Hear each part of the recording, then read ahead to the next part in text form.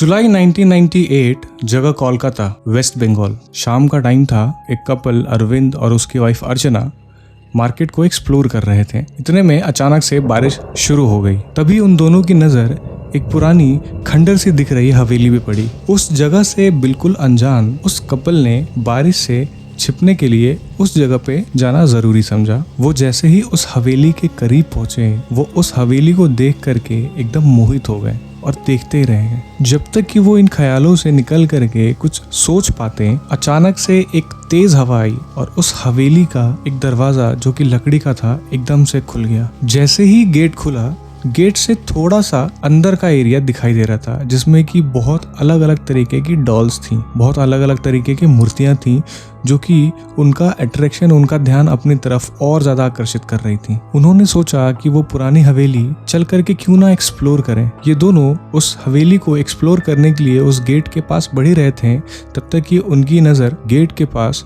Shelter पे गई, जिसके नीचे एक बुजुर्ग औरत बारिश से बचने के लिए रुकी हुई थी। मगर उस बुजुर्ग औरत के चेहरे पे कोई भी एक्सप्रेशन नहीं था और ये बड़ी ही अजीब बात थी अपने में। जैसे ही अरविंद और अर्चना हवेली के अंदर मेन गेट पे घुसने की कोशिश करते हैं, इतनी देर में उस बुजुर्ग महिला ने कहा कि यहाँ जा तो रहे हो, मगर यहाँ के किसी भी चीज़ को हाथ मत लगाना। अरविंद और अर्चना बहुत ज़्यादा एक्साइटेड थे उस जगह को एक्सप्लोर करने के लिए। उसमें उन्होंने इन बुजुर्ग महिला की बातों को इग्नोर करते हुए हवेली के अंदर जाने का फैसला किया। अंदर जाते ही उनकी आंखें एकदम खुली की खुली रह गईं। पूरी हवेली पुतलियों से भरी हुई थी। उन पुतलियों को देखते देखते अर्चना की नज़र एक पुतली पे गई, जो कि बहुत ज्यादा अट्रैक्टिव थी, बहुत ज्यादा अलग थी सबसे, और मानो कि वो पुतली अर्चना को अपनी तरफ बुला रही हो। और देखते देखते वो इतना खो जाती है कि उस बुजुर्ग महिला की बात भूल जाती है। और इतने में उसका हाथ उस डॉल के गालों पे टच होता है। जैसे ही उसका हाथ उस डॉल के गाल पे टच होता है, उसको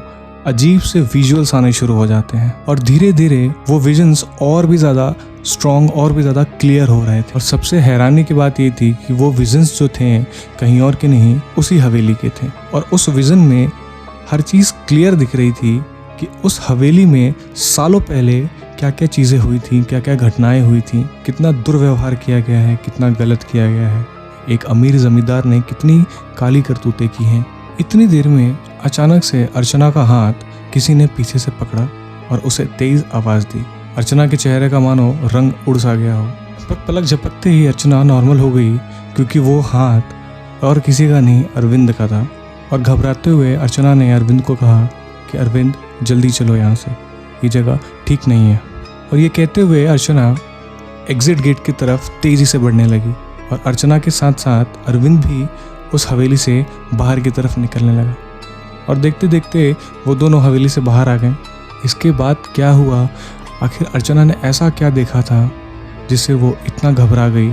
हवेली से बाहर जाने के बाद उसने क्या किया, उसके साथ आखिर क्या हुआ, और वो कौन सी हवेली थी जिसमें उसने ये विजुअल्स देखे? जानने के लिए हमारा नेक्स्ट पार्ट ज़रूर देखें।